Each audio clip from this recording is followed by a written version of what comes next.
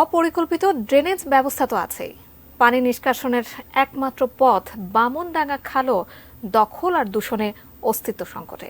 নীলফামারী শহরের বড় মসজিদ এলাকা থেকে সরাসরি যুক্ত হচ্ছেন আমাদের প্রতিনিধি মিলাদুর রহমান মামুন। মানুষের এই যে দুর্ভোগ সেটা দূর করতে আসলে কি ব্যবস্থা নেওয়া হচ্ছে, এবং যেখানে আসলে এই খালগুলো আসলে ভরাট করে ফেলা হচ্ছে বা দেখা যাচ্ছে খাল কাটা হচ্ছে নতুন করে, সেখানে এই যে নতুন করে আবার জনদুর্ভোগ সৃষ্টি হচ্ছে, প্রশাসনিক কোনো ব্যবস্থা আদৌ নেওয়া হচ্ছে কিনা বা তারা জানেন কিনা?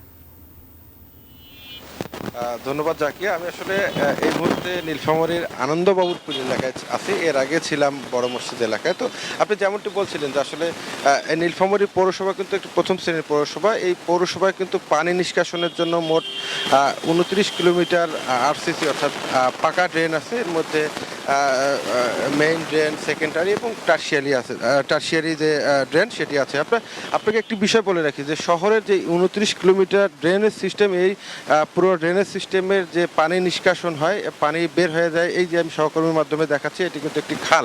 এটিকে বলা হয় বামনডাঙ্গা খাল। এই বামনডাঙ্গা খাল দিয়েই কিন্তু নীলফামারী শহরের যত পানি সেটি কিন্তু বের হয়ে যায়। আপনি নিশ্চয়ই দেখতে পাচ্ছেন যে আসলে এই খালটি কিন্তু খালটির দুই ধারে অসংখ্য স্থাপনা হয়েছে, বিভিন্ন ব্যবসা প্রতিষ্ঠান হয়েছে, এবং এর পাশাপাশি এই যে খালে বিভিন্ন ধরনের ময়লার কারণে কিন্তু পানির যে স্বাভাবিক প্রবাহ সেটি কিন্তু বাধাগ্রস্ত হচ্ছে। আরেকটি বিষয় আমরা দেখেছি জাকিয়া, যে ব্যবসা প্রতিষ্ঠানগুলো আছে রাস্তার দুই ধারে, অর্থাৎ ড্রেনের উপরে যে ঢাকনা দেওয়া আছে, যেটিকে স্ল্যাব বলা হয়, স্ল্যাবগুলো কিন্তু স্থায়ীভাবে বন্ধ করে দেওয়া হয়েছে, যার কারণে কিন্তু পৌরসভার যারা পরিচ্ছন্ন কর্মী আছে তারা কিন্তু ঠিকমতো সেটিকে পরিষ্কার করতে পারে না। আমরা পৌর কর্তৃপক্ষের সাথে কথা বলেছি, তারা যেমনটি বলেছেন যে এই বামনডাঙ্গা সংস্কারের একটি উদ্যোগ নেওয়া আছে, এবং কয়েক বছর আগে কিন্তু পানি উন্নয়ন বোর্ড থেকে এটিও খনন করা হয়েছে, এবং আজকে একজন প্রকৌশলী, নাম প্রকাশ না করার সত্ত্বেও উনি যেমনটি বলেছেন যে আসলে এই বামনডাঙ্গা খালটি দুই ধার পাকাকরণ এবং সৌন্দর্য বর্ধনের জন্য যে জলবায়ু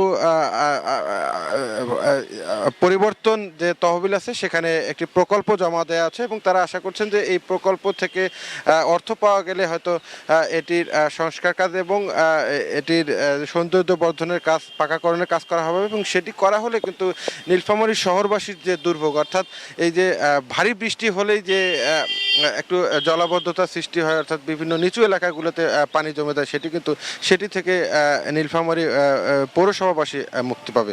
তো নীলফামারীর জলাবদ্ধতা এবং ড্রেনেজ সিস্টেম নিয়ে ছিল আমার কাছে জাকিয়া।